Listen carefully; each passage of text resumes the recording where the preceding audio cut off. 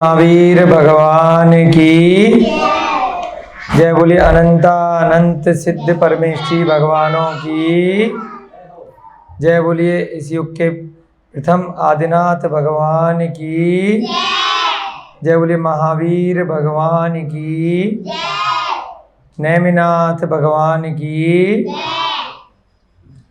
जय। बोलिए प्रद्युम्न कुमार चरित्र की, प्रद्युम्न कुमार चरित्र के रचयिता आचार्य भगवान सोम कीर्ति जी महाराज की, इस युग के प्रथमाचार्य चारित्र चक्रवर्ती आचार्य भगवान श्री शांति सागर जी महान मुनिराज की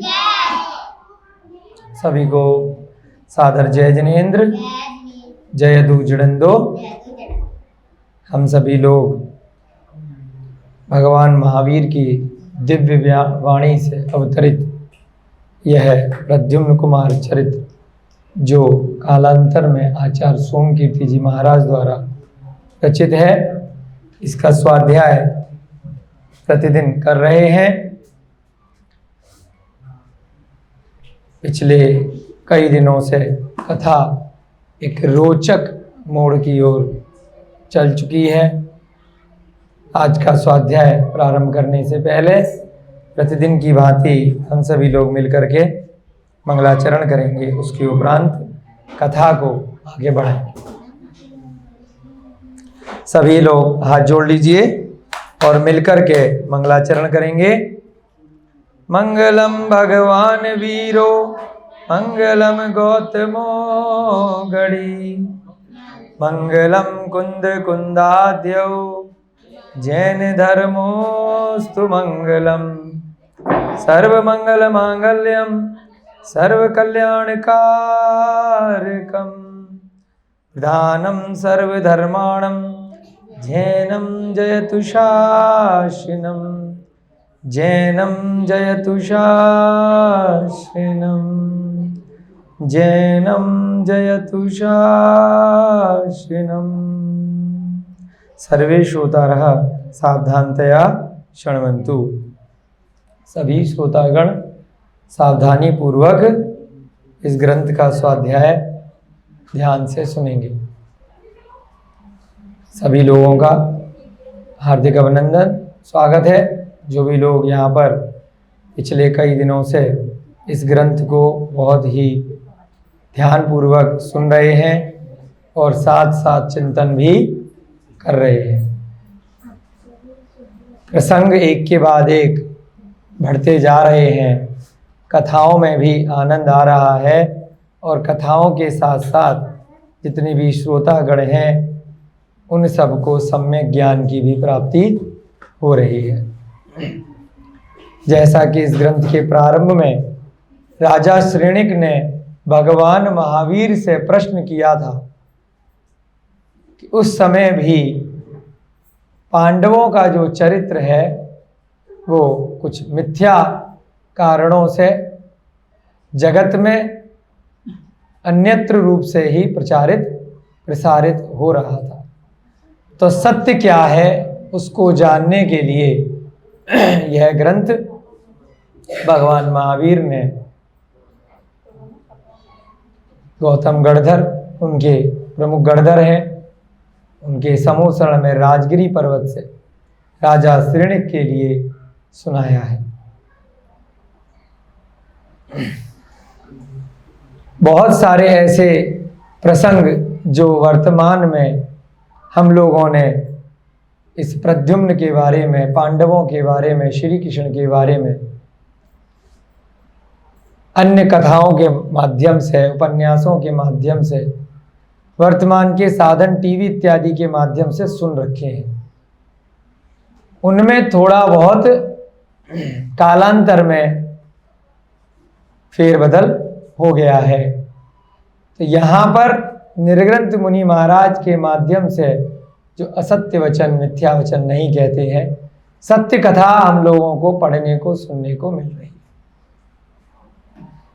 कल के प्रसंग में पांडवों के पिता पांडु की चर्चा की गई थी, कुंती की चर्चा की गई थी। यह नाम आपने पहले भी टीवी मोबाइल के माध्यम से किस्से कहानियों में सुन रखे थे, इसलिए एकदम से लोगों को कुछ कुछ ध्यान आ गया, एकदम रोचकता बढ़ गई। कल हमने जो स्वाध्याय में सुना, जल्दी से उसका पुनः रिवीजन कर लेते हैं, फिर कथा को आगे बढ़ाते हैं। पांडु धृत के पुत्र थे। किसके पुत्र थे? धृत। उनके 3 पुत्र कहे गए हैं, धृतराष्ट्र, पांडु और तीसरा विदुर। 3 पुत्र धृत के थे। पांडु का विवाह कुंती के साथ तय हुआ था, परंतु किसी ने कुंती के पिता से जाकर के कह दिया कि जिसके साथ आपने अपनी पुत्री का विवाह तय किया है उसको कुष्ठ रोग है। अब चेक करने तो गए नहीं, उन्होंने मान लिया और उसके बाद विवाह निरस्त कर दिया। पांडु हमेशा कुंती के बारे में सोचते रहे।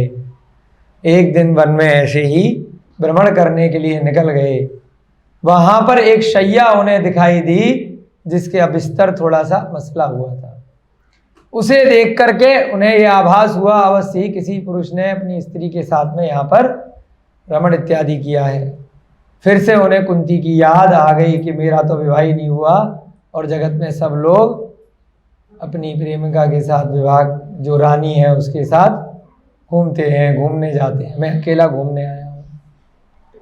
तो जब वह ऐसा सोच ही रहा था, उस सैया को निहार रहा था, तभी उसे नीचे एक मुद्रिका पड़ी मिली। उसने उसे उठा लिया और इधर उधर देखने लगा किसकी मुद्रिका है, उसे दे दूं। तभी अचानक से वहां पर एक विद्याधर राजा आ पहुंचा। उसे घबराया हुआ देख करके पांडु ने पूछा, भाई क्यों परेशान हो, क्या बात हो गई? उसने कहा, मेरी एक मुद्रिका यहाँ पर गिर गई है, मिल नहीं रही है, बहुत देर से ढूंढ रहा हूं। तुरंत उसने, पांडु ने उसकी मुद्रिका दे दी। कहीं यही आपकी तो नहीं है ना? थोड़ा बहुत संस्कारी था, जैसे आपके गुरुकुल के बच्चे हैं, झूठ नहीं बोलते, चोरी नहीं करते, किसी की पड़ी हुई वस्तु को रखते नहीं है। जैसे ही उसका मालिक मिला उसको वापस कर दिया। इस बात से विद्याधर बड़ा प्रसन्न हुआ। उसने कहा कि तुम भी बड़े परेशान दिख रहे हो, क्या बात है? तो पांडु ने अपनी समस्या बता दी कि इस प्रकार से मेरा विवाह जिससे तय हुआ था वो कैंसिल हो गया। हमेशा मैं उसी के बारे में सोचता रहता हूँ, कुछ करो इससे उससे मेरी शादी हो जाए, समझाओ जाकर के, कुछ मेरी हेल्प करो। तो विद्याधर ने कहा, यह मुद्रिका बड़ी काम की चीज है, रत्नमयी है, इससे जो रूप चाहे वो बना सकते हो। तो आपने तो मेरी मुद्रिका ला करके मुझे वापस करिए, मैंने तो इसको खोया हुआ ही समझ लिया था, अब नहीं मिलती तो क्या कर लेता। तो कुछ समय के लिए आप इसको रख लो, आपका काम हो जाए तो वापस कर देना, इससे मनचाहा रूप बना लेना। तुरंत उसके मन में एक विचार आया कि क्या किया जाए इस मुद्रिका से। उसने कपोत का रूप बनाया। अब कपोत शायद कबूतर को कहते हैं, कौए को, है ना, कबूतर को कहते हैं। तो उसका रूप बना करके उड़ के कहाँ पहुंच गया? जहां पर कुंती का महल था। क्योंकि रूप बना सकता था मुद्रिका से, आकाशगामी विद्या डायरेक्ट मनुष्य पर्याय में नहीं ले सकता था। रूप बनाया, उस दिमाग लगाया कि कबूतर तेजी से उड़ता है, उसका रूप बनाकर कुंती के महल में सीधे उसके रात्रि के समय उसके शयन या जो कि उसका कक्ष था वहां पहुंच गया। वहां पहुंच करके उसने मनुष्य का रूप बना लिया वापस। और मनुष्य का रूप भी कैसा बनाया? कामदेव जैसा मनचाहा रूप, बहुत सुंदर। अचानक से कुंती की निद्रा भंग हो गई। चहल पहल देखी तो आवाज आई उसको। तो उसने देखा बड़ा ही सुंदर देवों जैसा रूप वाला पर पुरुष मेरे भवन में कैसे आ गया। प्रश्न किया कि तुम कैसे आ गए, कौन हो, कहाँ से आए? उसने बता दिया कि मैं पांडु हूँ जिससे आपका विवाह तय हुआ था। कुंती आश्चर्यचकित रह गई और कहा कि हमने तो सुना था कि वो कुष्ठ रोगी है, आप तो बहुत सुंदर हो, ऐसा तो नहीं है। तो पांडु ने बता दिया कि मुझे कोई कुष्ठ नहीं है, किसी ने गलत अफवाह फैलाई थी। उसके बाद दोनों को पहले से जान पहचान तो थी, नाम तो सुन रखा था कि इनसे हमारा विवाह तय हुआ है, बात पक्की कर दी है ना। भले ही अंगूठी नहीं पहनाई हो, लेकिन पहले के समय में जब बात पक्की हो जाती थी तो मन में पति पत्नी एक दूसरे को मान लेते। परंतु बात कैंसिल भी हो गई थी, क्योंकि कुष्ठी से तो कोई भी अपनी पुत्री का विवाह नहीं कराएगा। इस कारण से अब दोनों एक दूसरे के प्रति आकर्षित हो गए।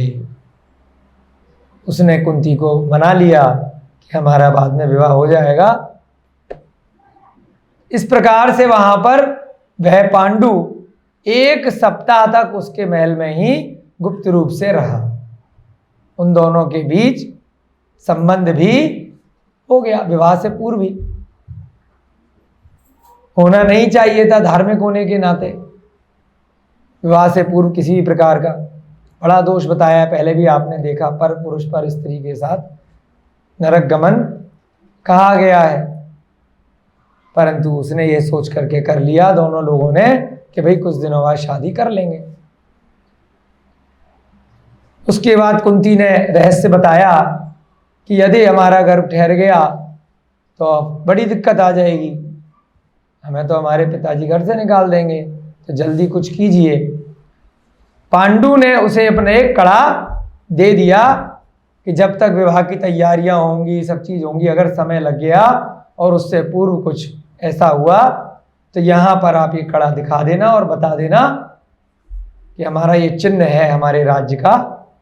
कड़ा हुआ, माला हुई, मुकुट, इस प्रकार से एक राज्य के चिन्ह होते हैं जिससे प्रदर्शित कर दिया जाता है कि भाई फला फला वहां का राजा आया था, वो था। तो पांडु ने अपनी पहचान स्वरूप कड़ा उसे दे दिया। वापस 1 हफ्ते बाद वह अपने नगर को चला गया और उस मुद्रिका से काम हो गया था। विद्याधर को उपकार दे करके, उसका धन्यवाद दे करके उसकी मुद्रिका भी लौटा। इधर जब 6 माह व्यतीत हुए, अभी जल्दी से कोई खबर ही नहीं आई, 6 महीने निकल गए। तब कुंती की देह में गर्भ के लक्षण स्पष्ट प्रकट होने लगे। अब उसको गर्भ धारण हो गया, हो गई टेंशन। पहले भी रिलेशन क्या बोलते हैं? देखो भैया जी पूछ रहे हैं, पहले भी ज्यादा पिक्चरें देखते हैं ना, लिविंग रिलेशन मतलब ऐसा आ रहा है, पहले आ रहा है। देखो लेकिन उसका उसे पाप लगे तो है ना, पर स्त्री का गमन का है तो दुख तो उठाने पड़ेंगे इस भाव में या पर भाव में, अगर उसका प्रायश्चित नहीं लिया सही तरीके से, है ना। पहले भी कई बार बताया है, भले ही किसी को आपने अपना आदर्श मान लिया, चाहे इन ग्रंथों के माध्यम से वर्तमान में हीरो हीरोइन देख करके उनकी अच्छी बातें सीखो, उन्होंने धर्म किस प्रकार से किया, उनसे कहीं कुछ गलती हो गई तो उसका अनुसरण मत करो, क्योंकि वह महान इसलिए बने क्योंकि उन्होंने समय रहते उन गलतियों को सुधार लिया। आप सोचो कि पहले गलती करें फिर उनकी तरह हम सुधार लें, तो जरूरी नहीं है कि आपकी उम्र बची रहे और सुधारने का मौका आए। पहले भी ग्रंथ में आया है, हमने उदाहरण दिया था, आचार्य महाराज कहते हैं कि पहले कीचड़ लगाओ और फिर उसे धो, क्या फायदा, इससे अच्छा कीचड़ लगाओ मत। पंख में, पंख माने कीचड़, पंख में मत नहाओ और फिर बाद में धो, जरूरत क्या है। जब यदि पहले ही आपको ज्ञान हो गया कि ये पंख है, जब ज्ञान नहीं था कि वो कीचड़ है, वो बुरी गति है, तब लगा ली तो इसलिए समय मिल गया तो धो लिया।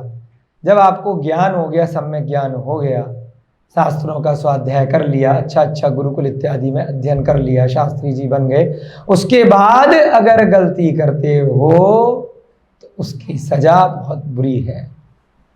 पहले भी बताया है, यदि कोई जज बन गया, वकील बन गया, कानून का उल्लंघन करता है तो उसको कई हजार गुना ज़्यादा सजा मिलती है जो एक माइनर को मिलती है, जिसको अभी कानून का ज्ञान नहीं है। वो माफ़ी मांग लेगा तो सरकार मान लेगी, जज मान लेगा कि हाँ भाई इसको पता नहीं था, थोड़ी बहुत सजा दे करके, प्रायश्चित दे करके छोड़ दिया जाए बाल सुधार गृह में।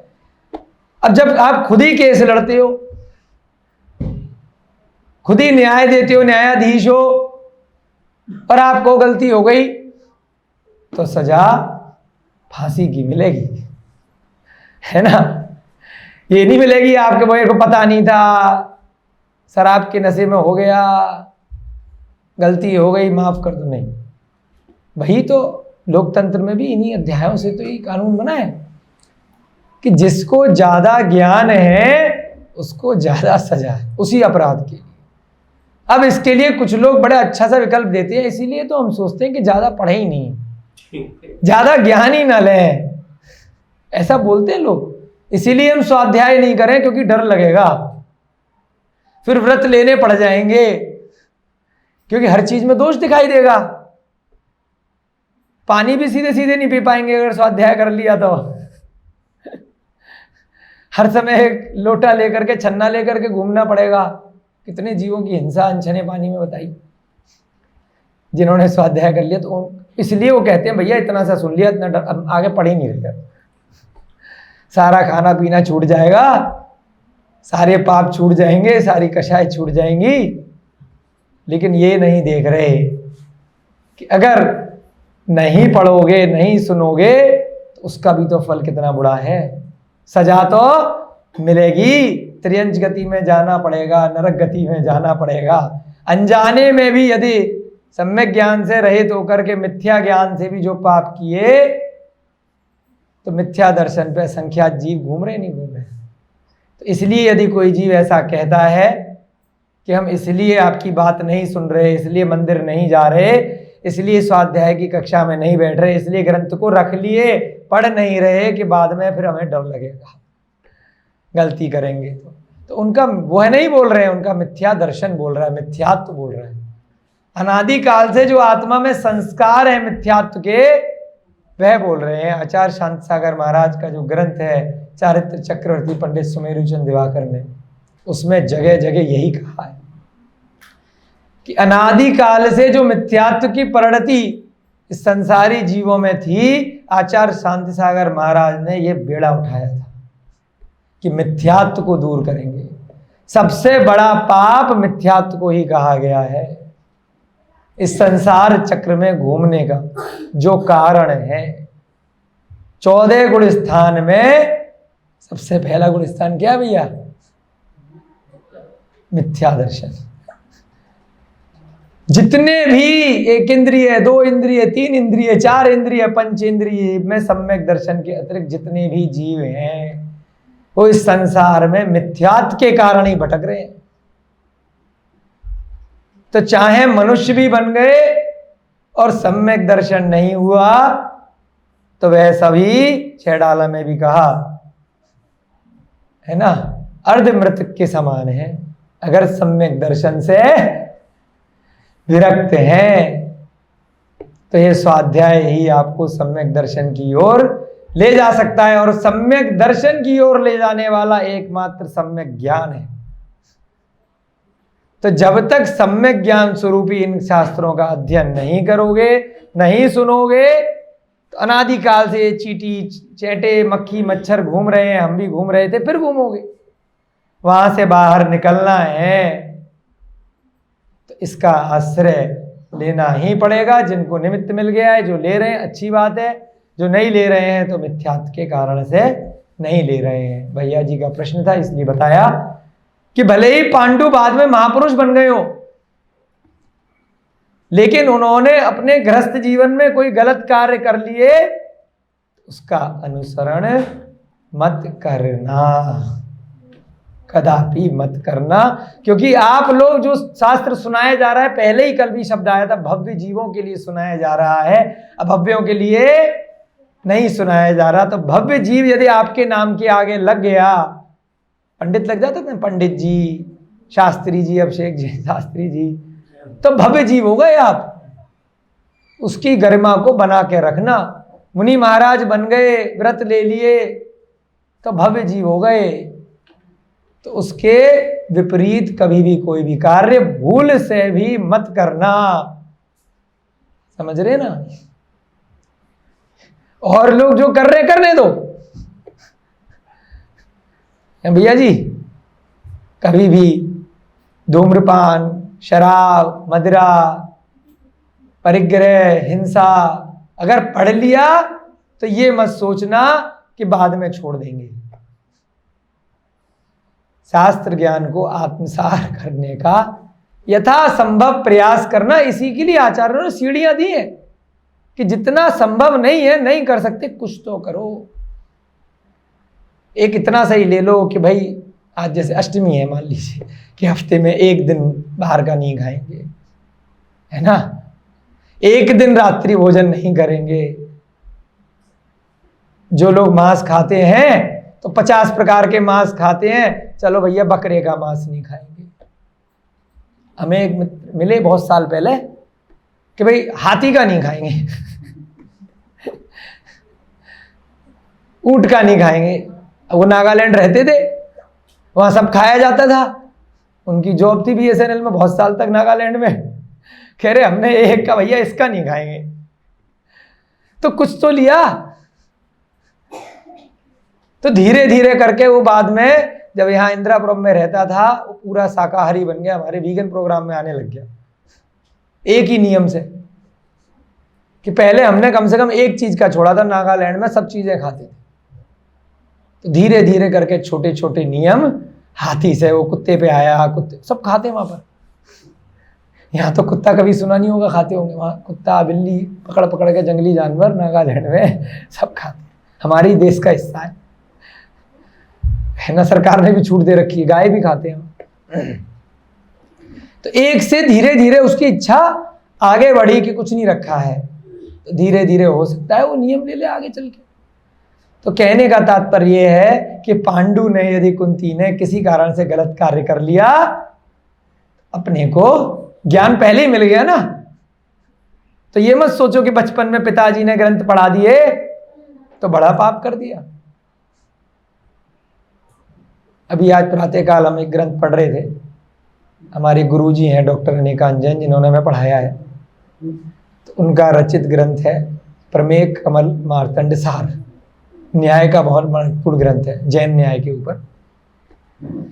तो हमने पढ़ा आज उसकी प्रस्तावना, कल से प्रारंभ किया है उसको। 2004 से उन्होंने लिखना शुरू किया था, 2017 में जाकर के पूरा हुआ है। 18-19 में जब हमने उनसे 2 साल पहले पढ़ाई करी, तब उन्होंने वो ग्रंथ हमें दिया। 17 साल, कितने साल लगे, 13-14 साल। तो उसकी प्रस्तावना में उन्होंने लिखा है, धन्यवाद दिया है अपने पूज्य पिताश्री को, जो वर्तमान में बनारस हिंदू विश्वविद्यालय के जैन विभाग के अध्यक्ष हैं, डॉक्टर फूलचंद जैन प्रेमी जी, और पद्म विभूषण आदि विभूतियां भारत सरकार से उन्हें मिली। तो उन्होंने उसमें लिखा है कि बचपन से ही मेरे पिताजी ने खेल खेल में ये न्याय ग्रंथ पढ़ा दिया था। व्यवहार, न्याय, प्रमाण, है ना, और खेल खेल में ही कि पर्वत पर धुआं उठा तो क्या माना जाए। बहुत सारे न्याय ग्रंथ के शब्द हैं। जब ये स्वाध्याय आपका धीरे धीरे आगे बढ़ेगा, प्रथमा नियोग, तो आप वहां पर भी पहुंचोगे। जैन न्याय के लिए आचार्य अकलंक देव, आचार्य समंत भद्र स्वामी, पूज्यपाद स्वामी, है ना, बहुत सारे पूर्वाचार्यों के जिनके नाम लेते हैं, उनका नाम मूलतः है जैन न्याय। न्याय माने जजमेंट, न्यायाधीश, प्रमाण मीमांसा, है ना, परीक्षा मुख सूत्र, बहुत सारे जैन न्याय के ग्रंथ हैं। आप लोगों ने आचार्य की शास्त्रीय कक्षाओं में नाम सुने होंगे। तो उसमें यह आया कि मेरे पूज्य पिताश्री ने खेल खेल में सिखा दिया। तो उन्होंने ये नहीं कहा कि बचपन से ही मुझे डरा दिया कि अब तो मैं कोई गलत काम कर ही नहीं सकता, क्यों, मैं 4 साल का था और मुझे डराना शुरू कर दिया। तो शुरू से ही ऐसे न्याय प्रिय, उनका पुण्य था, उनको ऐसे घर में ही संस्कार मिले। फूलचंद जी प्रेमी की भी हमने एक पुस्तक पढ़ी, उनके भी पर पिताजी ने सिखाया, और उस परंपरा को आगे बढ़ाते हुए हमारे पूज्य गुरु अनेकांत गुरु जी अपने एक बच्चे को अभी से ही, जब वो 4-5 साल का था, पूरा जैन ग्रंथ स्वाध्याय करा रहे हैं, पढ़ा रहे हैं, विद्वान बना रहे हैं। तय कर रखा है इसको, मुझे बहुत बड़ा प्रकांड विद्वान बनाना है न्याय का। इतना बढ़िया वो पूरे ग्रंथों को रट गया अभी से। बेटी भी मैडम मिली है उनसे, बेटी से। तो ऐसे गृहस्थ जीवन में भी पंडित रहे हैं। छेड़ाला जी जिन्होंने रचना करी है, गृहस्थ जीवन में लिखी है शास्त्री जी, पंडित दौलत राम जी ने, है ना, एक अभी उसमें उल्लेख आया तिलोय परिणति का, जब टीका कर रहे हैं, पंडित महेंद्र कुमार जैन द्वितीय आचार्य, है ना, तो वो भी पता नहीं चल रहा उनके नाम से, पंडित भी लग रहा है कि वह मुनि महाराज थे कि आचार्य थे, पर पता नहीं चल पा रहा उनको। हाँ, पंडित लिखा हुआ नाम के आगे, डॉक्टर भी लिख लेते हैं। हाँ, तो इसलिए महेंद्र कुमार जैन भी लिखा हुआ है आगे। तो इसलिए इतना बड़ा ग्रंथ लिख डाला 3 लोग के ऊपर पूरा। क्या करना चाहते हैं? हाँ, तो इसलिए हम ये बताना चाह रहे हैं कि बचपन से यदि किसी को सम्यक ज्ञान मिल रहा है तो फिर वो पांडु का उदाहरण ना ले कि उसने भी तो किया था, वह उसी समय से समझ जाए, पूर्व जन्म में उससे कोई गलतियां हो गई होंगी, अब ना करे, है ना। तो अब आगे बढ़ते हैं, थोड़ा सा सारांश कई बार आ जाता है, ग्रंथ तो आप घर में भी पढ़ सकते हैं, 4 दिन में खत्म हो जाएगा, कोई बहुत बड़ी बात नहीं है, लेकिन सामाजिक उल्लेखों के माध्यम से थोड़ी सी चर्चा हो जाती है तो कोई बुराई नहीं है, भले ही समय लग जाए, कि वर्तमान में हमें क्या करना है, आज के परिप्रेक्ष्य में क्या नहीं करना है। महापुरुष ने अगर कोई गलती कर दी तो उसकी गलती से हमें सीखना है कि उसको भी उसका फल मिला, हम स्वयं पे वह गलती ना दोहराएं। 6 माह व्यतीत हो गए, कुंती की देह में गर्भ के लक्षण प्रतीत होने लगे। सखियों को, जब सखियां साथ में खेलती है, कुछ दिखा भाई, कुछ तो गड़बड़ है। क्या होता है, स्त्री जब गर्भवती होती है तो शरीर से लक्षण प्रतीत होने लगते हैं, है ना, उसका पेट बड़ा हो जाता है।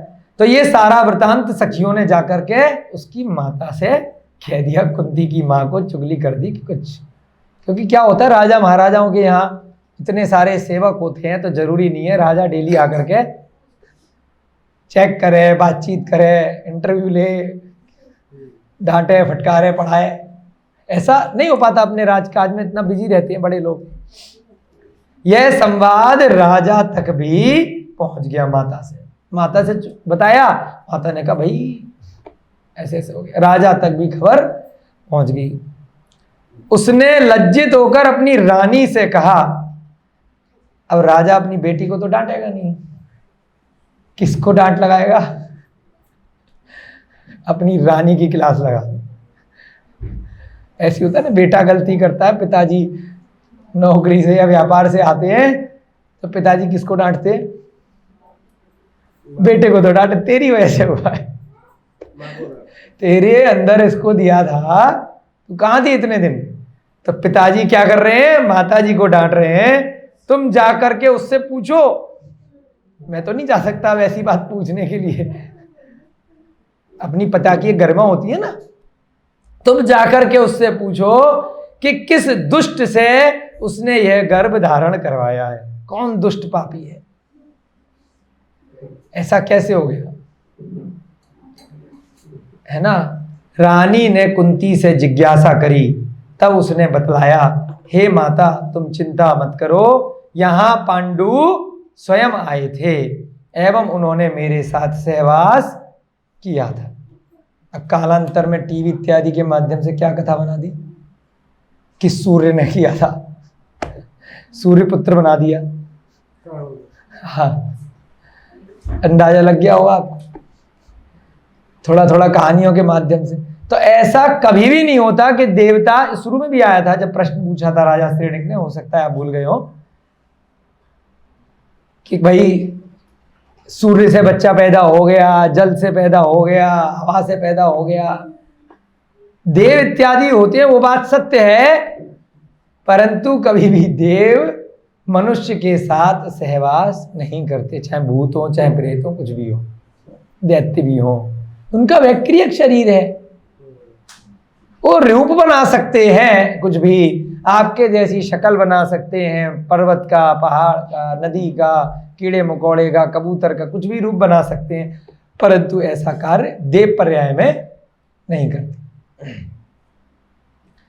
तो ऐसा जो बातें हैं वह सभी मिथ्यात्व कही गई, मिथ्या दर्शन कहा गया, उनको पढ़ना, सुनना, विश्वास करना, मिथ्यात्व की प्रकृति को बढ़ाना है, उसके विपरीत अरिहंत की वाणी को सत्य मानकर श्रद्धान करना सम्यक दर्शन को बढ़ाना है। इससे कालांतर में मोक्ष लक्ष्मी प्राप्त होती है। उन कथाओं से कालांतर में संसार प्राप्त होता है। संसारी कथाएं हैं, आपको संसार में मनोरंजन देंगी, समय व्यतीत करेंगी, तो संसार में ही आप घूमते रहोगे। अब उपन्यास को भी आप सत्य मान सकते हो, कोई बुराई थोड़ी है। किसी ने भी कोई फिल्मी स्टोरी लिखी, कार्टून टीवी पे आते हैं, मन की कोई कथा होती है, तो सत्य मान के उसको आप कुछ भी करो तो उससे क्या होगा? उससे आपको मोक्ष के पद प्राप्त करने के लिए जो सच्चा वैराग्य धारण करना है, आत्मा और शरीर को पृथक पृथक समझ करके आगे बढ़ना है, गुरुस्थानों की श्रेणी में 1 2 3 4 से 14 तक आगे बढ़ना है, वहां तक आप नहीं पहुंच पाओगे। वह सारी कथाएं मनुष्य भव में आपने अगर सुन ली, मन सहित संगी पंचेंद्रिय जीव में आप सुनकर समझकर विश्वास कर ली, तो आप पहले गुण स्थान में थे, पहले में ही रहोगे। भले ही पंचेंद्रिय जीव बन गए, मनुष्य बन गए, आपकी श्रेणी आगे नहीं बढ़ेगी। समझ रहे गुरु जी? श्रेणी आगे बढ़ानी है तो पंचेंद्रिय बने, मनुष्य बने, 5वें गुण स्थान तक, क्या कहा? 5वें गुण स्थान तक, यानी व्रती जीव त्रियंच में भी बन सकते हैं। उदाहरण देखे होंगे ना आपने।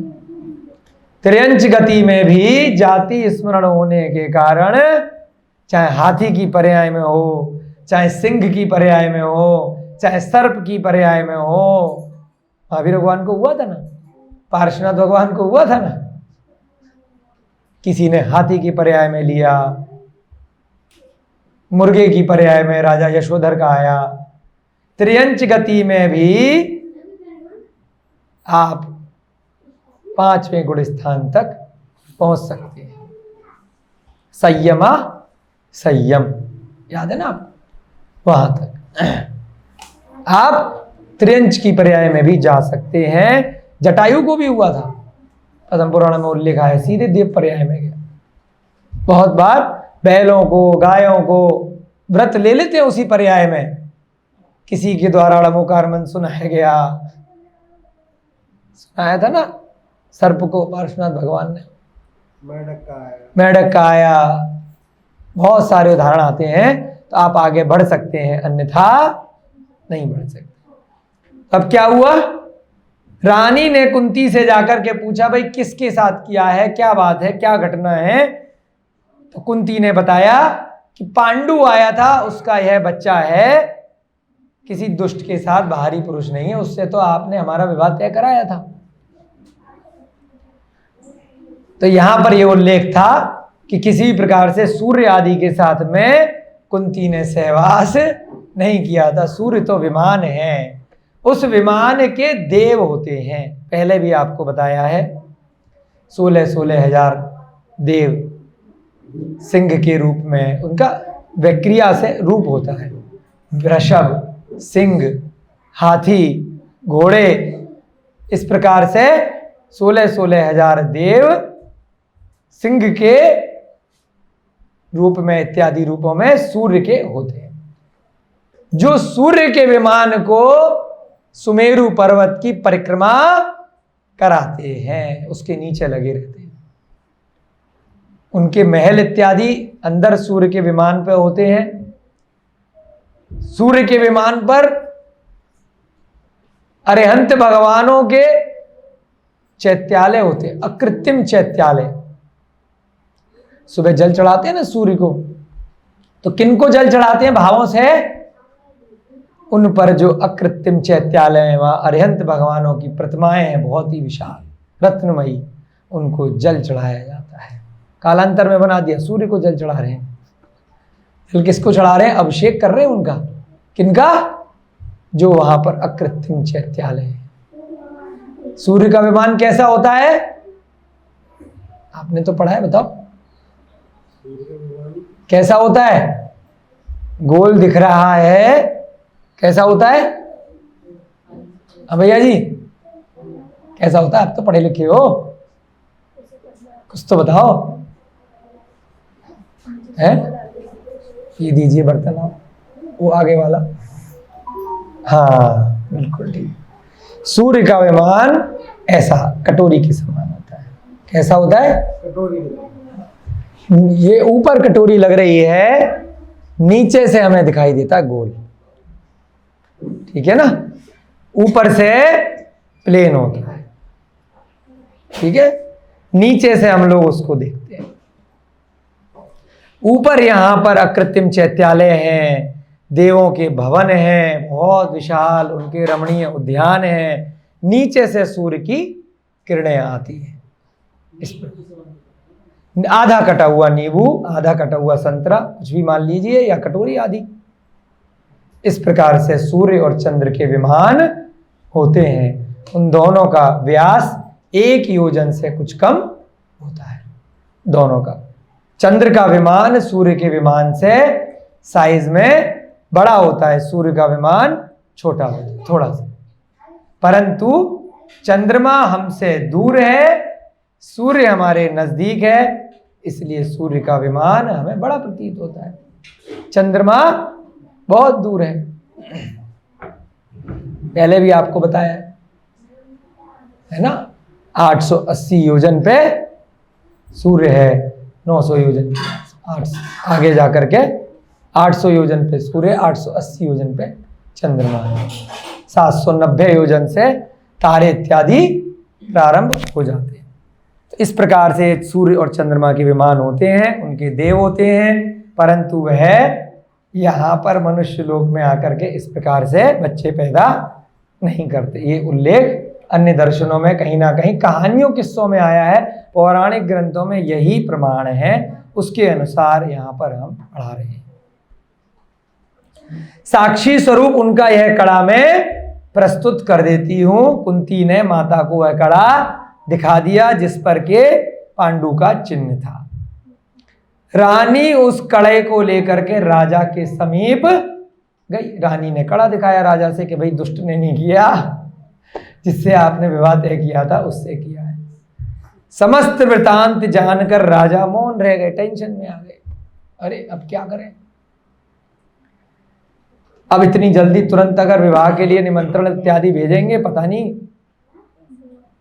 प्रजा में पता नहीं चल जाए। कुछ सोचा विचार किया, प्लानिंग में लगे कि क्या किया जाए, क्योंकि इस समय यदि अब गर्भ दिखने लगा है, अब विवाह की तैयारियां होंगी, सब होगा तो बड़ी बदनामी हो जाएगी, तो क्या किया जाए।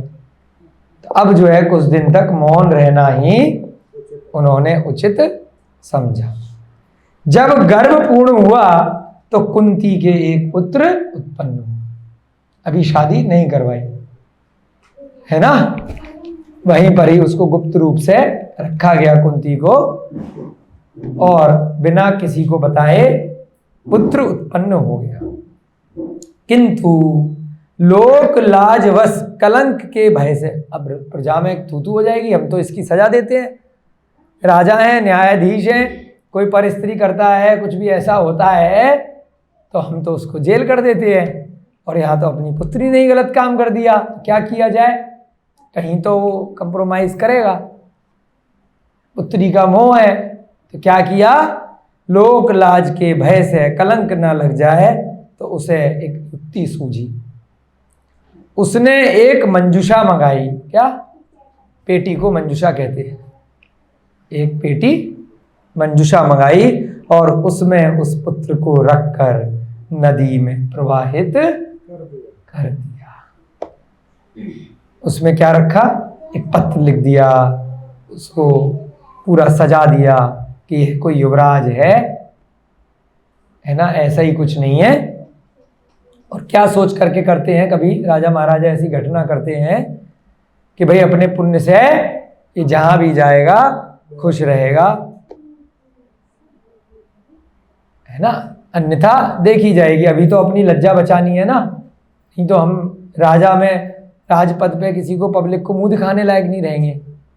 क्या सोच करके हम यहाँ पर राज्य का संचालन करेंगे, तो मंजुषा में रख करके नदी में प्रवाहित कर दिया। और उसके बाद कालांतर में कुंती का विवाह पांडु के साथ विधिवत रूप से कर दिया। क्योंकि विवाह इधर कर रहे हैं, इधर बच्चा है पहले से, तब भी दिक्कत है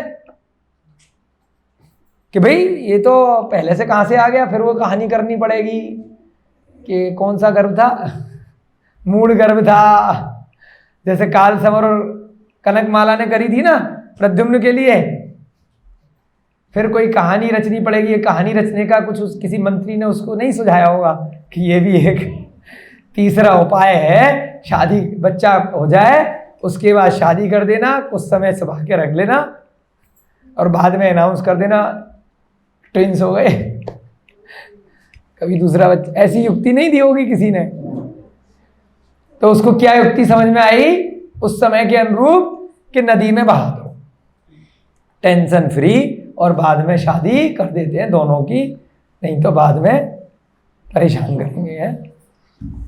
विवाह के उपरांत कुंती के युधिष्ठिर, भीम, अर्जुन उसी पांडु से उत्पन्न हुए। 3 विलक्षण पुत्र उत्पन्न हुए। जो 3 जो फेमस हैं जगत में, वह शादी के बाद हुए। भैया जी ने पूछा था ना, शादी से पहले अगर रिश्ता बना लें तो देखो भाई साहब, अगर हो गया तो नदी में बहाना पड़ गया। क्योंकि ये बात आती है, हम भी जब नई ग्रंथों का अध्ययन किया था तो गलतियां हो जाती, किसी से भी हो जाती हैं। अगर स्वाध्याय हो जाए तो आदमी बच के रहे ना फिर चीज़ों से, चिंतन हो जाए क्या पाप मिलेगा। इसलिए प्रथमा नियोग के ग्रंथ साथ में विद्वानों को लेकर के चलने चाहिए, उससे कर्म का फल पता चलता है। उस बच्चे का तो कोई दोष नहीं था जिसको नदी में बहा दिया गया। दोष किसका था? माँ बाप का था। कहीं मंदिर पे छोड़ के आ जाते हैं, अभी सुनते हैं ना, कूड़े पे छोड़ करके आ गए, या ढूंढ रहे हैं कोई गोद ले ले, है ना, या फिर डॉक्टरों को जाकर के फीस दे करके क्या करा रहे हैं, भ्रूण हत्या करा रहे हैं, पैसे भी दे रहे हैं, पाप भी लगा रहे हैं, पंचेंद्रिय एक मनुष्य जीव की हत्या भी करा रहे हैं, अपने शरीर को भी बेकार कर रहे हैं। क्यों? गलती करी। पहले से स्वाध्याय कर लिया होता तो नहीं होती। इस भाव में भी गलती करी और उस भाव में भी नरक जाने की तैयारी कर रहे हैं, हत्या करवा करके, है ना। नरक पर्याय मिलती है, त्रियंच पर्याय। अगर क्योंकि पहले ही इतना दुर्गणी है तो ऐसा तो नहीं मानेंगे कि वो उसको बाद में सम्यक दर्शन हो जाएगा, व्रत ले लेगा, पापों की निर्जरा कर लेगा, प्रायश्चित कर लेगा। संभव बहुत ही करोड़ों अरबों में से एक केस हो सकता है कि बाद में ज्ञानी बन जाए, ऐसा निमित्त बन जाए। अन्यथा तो जब अभी भी पाप कर रहा है तो बार बार पाप करेगा। तो इसलिए क्या हुआ कि उस बेचारे का तो नदी में गमन हो गया। कहा ना, ये पापी पुत्र, उसने कुछ भी नहीं करा, उसकी कोई गलती नहीं है। पाप माँ बाप का भुगत कौन रहा है? पुत्र क्यों भुगत रहा है? उसने भी कुछ कर्म किया होगा। उसकी भी कथा अगर सिमंदर स्वामी, अगर महावीर स्वामी कोई पूछेगा तो आ जाएगी। सब लोग कहीं ना कहीं किसी ना किसी अपने ही कर्म के उदय से फल भोगते हैं। रुक्मणी की कथा पूछी ना प्रद्युम्न ने कि उसको क्यों मिला 16 वर्ष का वियोग? मोर के बच्चे को छुपाया था, उसको अपनी माँ से दूर कर करके खेलने के लिए कहीं ले गई और वहां से वियोग कर दिया। तो 16 दिन का वियोग किया हो या 16 घंटे का किया हो तो 16 साल के लिए अपना पुत्र दूर चला गया। प्रद्युम्न क्यों दूर गया? क्योंकि राजा मधु की पर्याय में उसने हेमरथ की स्त्री के साथ पर स्त्री गमन किया। सबको अपने अपने फल का, कर्मों का फल मिलेगा। उसने भी पाप किया, उसको भी मिला कुंती और पांडु को कि उनका पुत्र होने के बाद भी बहाना पड़ गया। कुंती को पता होगा ना, मैंने 9 महीने किसी को गर्भ में रखा है और आज मेरा पिता और माता सब मिलकर के उसको नदी में बहा रहे हैं। कितनी रोई होगी? नहीं रोई होगी क्या? भले ही गलती से हुआ लेकिन कष्ट तो हुआ होगा। उसको भी उसके पाप का फल मिला और पुत्र ने भी पिछले भव में कुछ ऐसा किया होगा जिसके कारण से पैदा होते ही उसको नदी में बहा दिया गया। जैसे प्रद्युम्न को 6 दिन में उठा करके ले गया। तो सब कर्मों का फल है। आपको कुछ भी होता है, किसी को भी दोष मत दीजिएगा। आपने इस भव में या किसी भव में कुछ किया होगा, उसकी मान लीजिएगा कि सविपाक निर्जरा हो गई।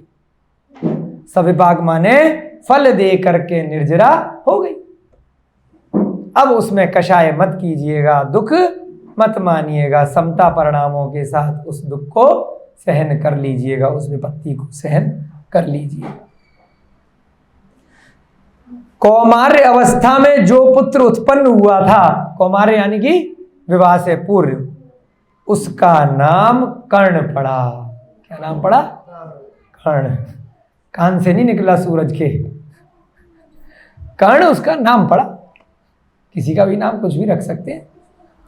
कुछ समय बाद महाराज धृत ने धृतराष्ट्र एवं पांडु को राज्य देकर स्वयं जिन दीक्षा दी।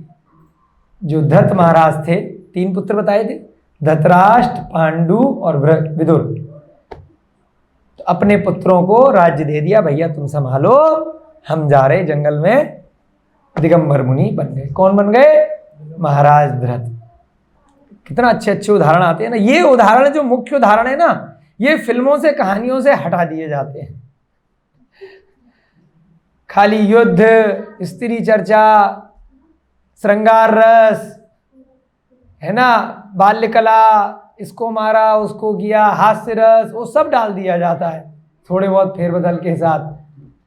जब सही समय पर ज्ञानी जीव किसी ज्ञानी के साथ में बैठ करके व्रतों की चर्चा सुनता है, धर्म को श्रवण करता है, धर्म के मार्ग पर आगे बढ़ता है, वो हटा देते हैं। कारण उसमें किसी की रुचि नहीं होगी, कोई भी टीवी पे देखेगा ही नहीं, कोई एडवर्टाइजमेंट आएगा ही नहीं, तो पैसे नहीं मिलेंगे, तो एंटरटेनमेंट नहीं आएगा।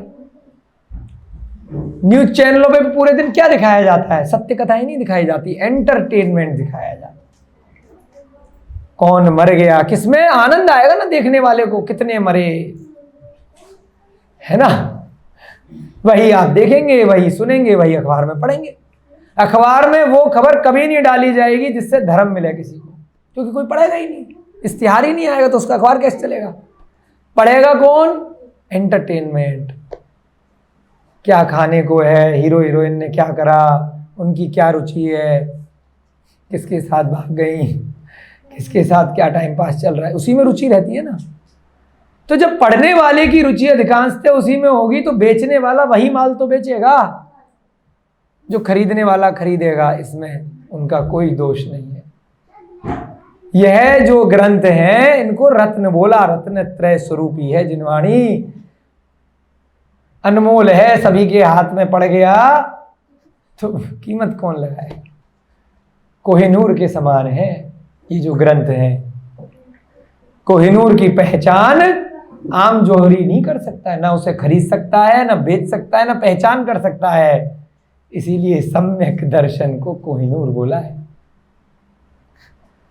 आप लोग सब जौहरी हैं, हम लोग किसके जौहरी हैं? जो कोहिनूर को पढ़ पा रहे हैं, खरीद पा रहे हैं, समझ पा रहे हैं। तो अपने आप को सस्ता मत आंकना गुरुजी। तो यहां पर क्या हुआ? जो धृत महाराज थे उन्होंने दीक्षा ले ली। यही मुख्य बातें हैं कि संसार का सारा सुख देखने के बाद में अन्य जब सही समय आता है तब छोड़ करके जंगल में चले जाते हैं। उनके साथ ही कनिष्ठ पुत्र विदुर भी मुनि हो गया। विदुर का नाम कभी कहानियों में नहीं आता। क्यों नहीं आता? उसने ज्यादा ड्रामा नहीं किया। खाली धृतराष्ट्र, पांडु, उनके बच्चे युद्ध लड़ रहे हैं ना, इसलिए महाभारत नाम से एक बार टीवी पे आई, 2 बार आई, 3 बार आई, फिर आ जाएगी। युद्ध में सबकी रुचि है, क्योंकि सबको युद्ध लड़ने हैं अपने घर परिवार में। उन भाइयों ने भी लड़े थे, हम भी लड़ रहे हैं। उन्होंने तलवारों से, शस्त्रों से लड़े थे, हम कोर्ट में लड़ रहे हैं। लड़ रहे नहीं लड़ रहे? आप तो ही लड़ रहे ना। आप लोग लड़ रहे हो कहीं? आप लड़ रहे हो? मुस्कुरा रहे, मतलब शायद चल रहा है। जहां सुनो प्रॉपर्टी के लिए भाइयों में लड़ाई हो रही है। मतलब हर 4 में से 1 घर मिल जाएगा आपको, हकीकत है। जितने भी कोर्ट में केस चल रहे हैं ना प्रॉपर्टी के, किन में चलते हैं? किसी वकील से पूछ लेना, कोई बिना जान पहचान वाला नहीं करेगा। भाइयों में, भाइयों के बच्चे इतने हो गए, उसको इतने मिले, उसको इतने मिले, मेरी है, ये लड़ रहे। कोई अनजान आदमी आके तो प्रॉपर्टी पे कब्जा करेगा नहीं। तो ये सब क्या है? हम उदाहरण ले रहे हैं, उनसे सीख रहे हैं। उन्होंने लड़ा तो हम भी लड़ रहे हैं। यहां क्या कहा? विदुर भी मुनि बन गया, तो सम्यक दर्शन, सम्यक ज्ञान, सम्यक चारित्र ले लिया, इसलिए कथाओं से ज्यादा नाम नहीं आता विदुर का। इसलिए धृतराष्ट्र के दुर्योधन आदि 100 प्रचंड बलवान पुत्र उत्पन्न हुए, कोई हवा से उत्पन्न नहीं हुए। उसकी रानियां थी भाई, आयु ज्यादा थी। आप बोलोगे 100 कैसे हो गए? भाई उस समय की उन लोगों की आयु पांडव इत्यादि के समय में 1000 साल की आई है। श्री कृष्ण की आयु इत्यादि इन सब की लगभग 1000 वर्ष के लगभग उस समय के काल के हिसाब से 1000 वर्ष के आसपास की आयु आई है।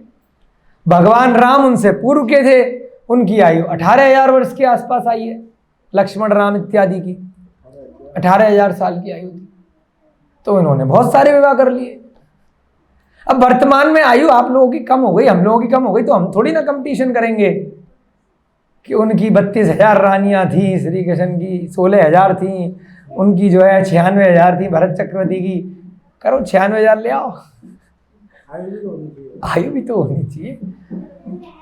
तो समय काल के हिसाब से चीजें होती हैं। आयु भी चाहिए, शरीर भी चाहिए। तो यहां पर 100 प्रचंड बलवान पुत्र किसके हुए? धृतराष्ट्र के। राजा धृतराष्ट्र एवं पांडु ने जब यह देखा कि हमारे पुत्र तरुण हो गए हैं, तरुण माने युवा हो गए हैं, तब उन्होंने क्रमशः अपने अपने ज्येष्ठ पुत्रों दुर्योधन एवं युधिष्ठिर को राज्य का भार सौंप दिया, और वो भी चले गए जंगल। ये प्रथा है, 4 आश्रम बताए हैं, दूसरे अन्य मतियों ने भी, है ना। कौन कौन से आश्रम बताए हैं? गृहस्थ आश्रम, हाँ, पहले बाल आश्रम जिसको ब्रह्मचर्य के साथ में निकालना है, गृहस्थ यानी विवाह इत्यादि करना है। उसके बाद हाँ, और उसके बाद वानप्रस्थ में ही सन्यासी की बात है ना। इस प्रकार से आश्रम बताएं कि पहले बाल आश्रम, ब्रह्मचर्य का पालन करना है, अध्ययन इत्यादि करना है, उसमें शास्त्र का अध्ययन करना है, फिर गृहस्थ में जाना है, फिर आगे बढ़ना है, अंत में जाकर के वान में जाना है। सबके लिए बताएं। अब क्या है, जब तक वेंटिलेटर नहीं आ जाएगा तब तक, अभी पोते बचे हैं, पोते की भी बच्चे बचे हैं शादी होने से, अभी और पैसा कमाना है, और। पहले के आचार्य महाराज कहते हैं कि सारे उदाहरण, राजा महाराजा सब जाते थे, अब क्या है, नहीं जा रहे। तो आप लोग, हम लोग ये चीज सीखें कि जब बच्चों को हमने काबिल बना दिया, अपना काम कर रहे हैं, पैसा कमा रहे हैं, शादी इत्यादि टाइम पे कर ली उन्होंने, तो ठीक है, नहीं तो मरते दम तक इंतजार थोड़ी करोगे, नहीं कर रहा तो करा के ही मरूंगा, है ना। अब एक मुनि महाराज, दद्दू महाराज, हम उन्हें बोलते थे, हमारा परिचय हुआ 7-8 वर्ष पहले, बिल्कुल फिट, इतने बढ़िया, कितनी 60 की उम्र से पहले दीक्षा ले ली थी ना। उनका बढ़िया कंपनी हैदराबाद के, इतना बढ़िया व्यापार, करोड़ों रुपए का। एक बेटे ने अच्छा कर लिया, दूसरा बेटा शादी नहीं कर रहा था। कुछ साल इंतजार किया, करनी है तो कर ली, तो मैं जा रहा हूं। दीक्षा ले ली। अच्छा, प्रमुख सागर जी महाराज के संग में हमें मिले, हमें बड़ा अच्छा परिचय हुआ। इतने सरल स्वभावी, इतने अच्छे, कोई रोग नहीं शरीर में, कोई छल कपट नहीं। और पिछले वर्ष फिर उनकी, मतलब इतने शांत परिणामों के साथ में समाधि मरण भी हो गया, पूरे स्वस्थ जीवन के साथ में।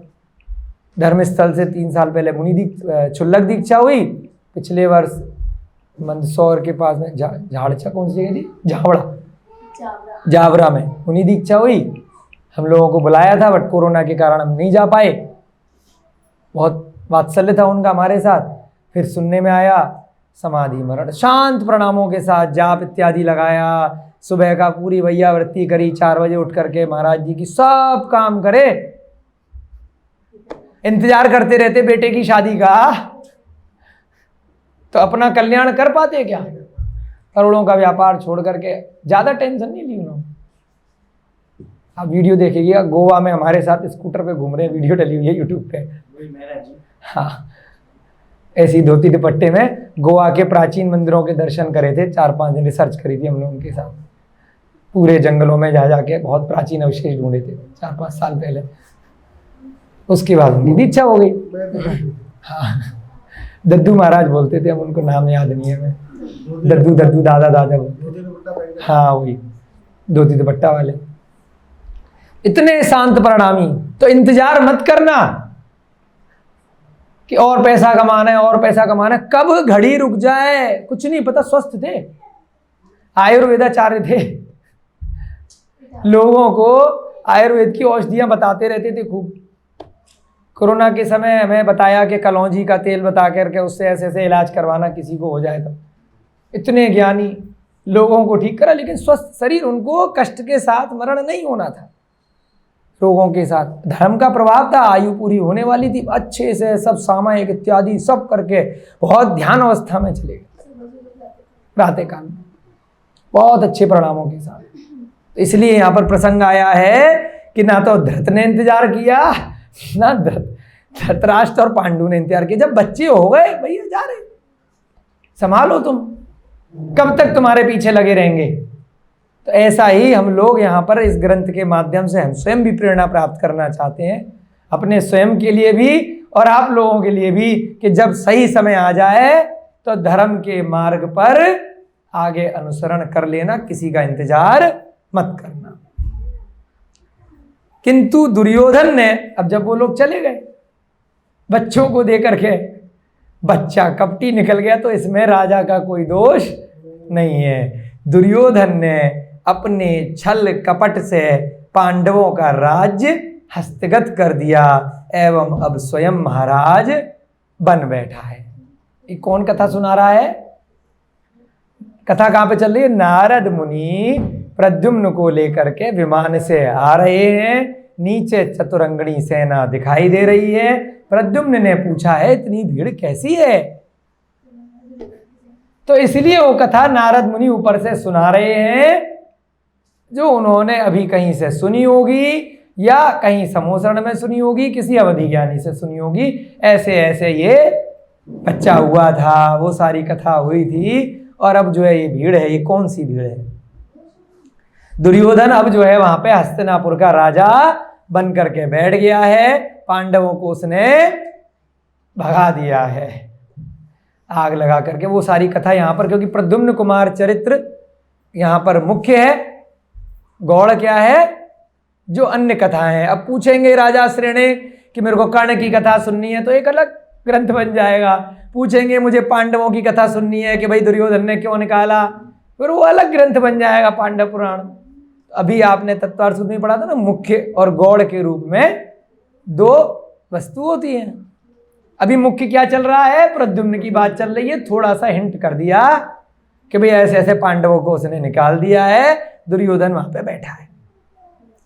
दुर्योधन के एक रूपवती पुत्री है, जिसका उल्लेख कल की कक्षा में किया था विमान चलाने के लिए, कि बचपन में उसकी शादी तुझसे तय हो गई है। लेकिन यहाँ ये भी बता दिया कि बदमाश आदमी है, अपने ही भाइयों को छल कपट से निकाल दिया है, और माँ बाप तो बेचारे दीक्षा लेकर चले गए।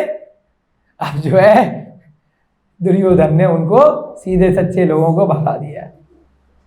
लेकिन उसकी जो पुत्री है बड़ी रूपवती है, जिसकी देह यष्टि एवं नेत्रों की आभा तारा मंडल के समकक्ष है। बड़ी सुंदर है, ताराओं को जैसी सुंदर है। वह उदधि कुमारी जब उत्पन्न नहीं हुई थी, पैदा होने से पहले ही, और तुम भी माता के गर्भ में थे, तुम भी पैदा नहीं हुए थे, उसी समय दुर्योधन ने उसका विवाह तुम्हारे साथ कर देने की प्रतिज्ञा करी थी कि श्री कृष्ण के जो भी पहला पुत्र होगा और मेरी जो अगर हो गई, यदि उसकी पुत्री हो गई, मेरे पुत्र हो गया, मेरे पुत्री हो गई, उसके पुत्र हो गया, तो दोनों का विवाह कर दिया जाएगा। इस सोच से सत्यभामा और रुक्मणी में कंपटीशन हो गया कि मेरे पहले होगा, कि मेरे पहले होगा। तेरा विवाह पहला हुआ तेरे पुत्र के, तो दूसरी जो है रानी अपने केश उसके आगे रखेगी। इस प्रकार से बलभद्र इत्यादि श्री कृष्ण की सभा में एक रिटन में एग्रीमेंट हो गया था, स्टाम्प भी, मोहर भी लगवा दी थी। पहले आपने कई कक्षाओं पहले ये स्वाध्याय में पढ़ा था। तो भाई यहां पर आ गया कि उस उदधि कुमारी की और तुम्हारा विवाह दोनों का तय हो गया था। फिर उत्पन्न होते ही तुम्हें दैत्य हरण करके ले गया।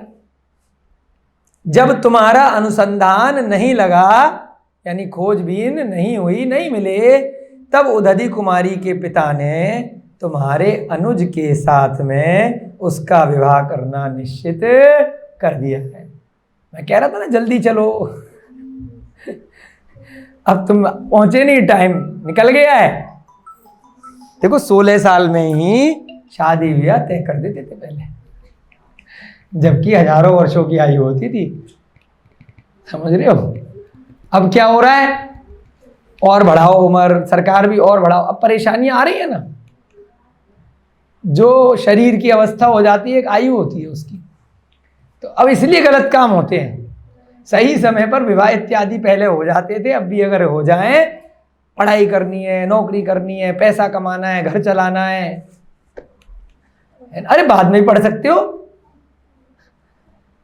उस चक्कर में यदि गलत काम पहले हो गए तो क्या करोगे? तो इसलिए शास्त्रों में भी उल्लेख आया है, कोई बुराई नहीं है। या तो संस्कार इतने अच्छे दे दो कि वह गलत कार्य ना भूल से भी कर पाए, ना स्त्री ना पुरुष। आपने तो कोई संस्कार दिए नहीं, पहली कक्षा LKG UKG ये वो, और उसके बाद सुबह से लेकर रात तक बाहर का स्कूल, उसके बाद 10वीं 12वीं में बहुत सारी चीज़ें सीख जाता है, ना सीखेगा तो बाहर भेज दिया कॉलेज में। संस्कार तो दिए ही नहीं, बिठाया ही नहीं। संस्कार कहाँ से मिले? स्कूल कॉलेजों से, और दूसरा मोबाइल से, मोबाइल से, टीवी से, को एजुकेशन से, फिल्मों से, सारे संस्कार तो वहाँ से मिल गए 24 घंटे। आपने क्या दिए? उसके बाद आप उम्मीद रखो कि मेरा पुत्र तो राम के समान निकलेगा, मेरी पुत्री तो सीता के समान निकलेगी, तो आपकी गलतफहमी है ना? तो इसलिए यहाँ पर गुरुकुल में भी संस्कार पर ज़्यादा फोकस किया जा रहा है। पढ़ाई तो वो मोबाइल से भी, यूट्यूब से ले लेगा। आज के समय में सारे इंजीनियर बन जाते हैं यूट्यूब से, बड़े बड़े, जो कॉलेजों में नहीं सिखा पाते, सब हैकिंग सीख जाते हैं, सारी चीज़ें सीख जाते हैं। तो पढ़ाई तो वो कर लेगा कहीं ना कहीं से ऑनलाइन, संस्कार ऑनलाइन नहीं मिलेंगे। संस्कार के लिए स्वाध्याय कराना पड़ेगा, या तो माँ बाप को, माता पिता को, या गुरु को। स्वयं से तो बड़ा अगर पुण्यशाली होगा तो स्वयं से ले लेगा, अन्यथा इतना संभव नहीं है। तो क्या कहा? उसी समय अब उसका विवाह तुमसे नहीं हो पा रहा, तो उसकी जो है तुम्हारे अनुज यानी छोटे भाई के साथ में, छोटा भाई कौन था? जो सत्यभामा वाला होगा या कोई और होगा, आगे पता चलेगा, उसके साथ उसका विवाह करना निश्चित कर दिया गया है। उसी के साथ ये चतुरंगड़ी सेना आई है, जो ऊपर से देख रहे हैं ना, इतनी लाखों की सेना है, हाथी घोड़े सारे इत्यादि। तो ये उसके विवाह के लिए जा रहे हैं। अब देखो कुछ करो। इस प्रकार से नारद मुनि ने उस प्रद्युम्न को, उसकी होने वाली, कौन है? वधू, वधू बोलते हैं, स्त्री है, उसके बारे में थोड़ा सा यहाँ प्रसंग बताया है। आप लोग भी अच्छे से इसको सुन रहे हैं, धीरे धीरे और भी ज्ञान साथ साथ प्राप्त कर रहे हैं। सूर्य के विमान के बारे में भी आप लोगों ने सीखा, धीरे धीरे प्रथमान योग के ग्रंथ के साथ में आपको करणान योग भी बीच बीच में बताया जा रहा है अन्य ग्रंथों के आश्रय से। उससे भी आपके सम्यक ज्ञान में कहीं ना कहीं वृद्धि होगी, आप मिथ्या ज्ञान से दूर होंगे, ऐसी यहाँ पर हम सभी की भावना है। आज का स्वाध्याय पूरा कर रहे हैं। जय बोलिए महावीर भगवान की, जय बोलिए आचार्य सोमकीर्ति जी महाराज की, जय बोलिए प्रद्युम्न कुमार चरित्र की, अनंत सिद्ध परमेष्ठी भगवानों की। इस युग के प्रथमाचार्य श्री चारित्र चक्रवर्ती आचार्य भगवान शांति सागर जी महान मुनिराज की। सभी को जय जिनेन्द्र, जय दू जिणंदो। अब सभी लोग मिलकर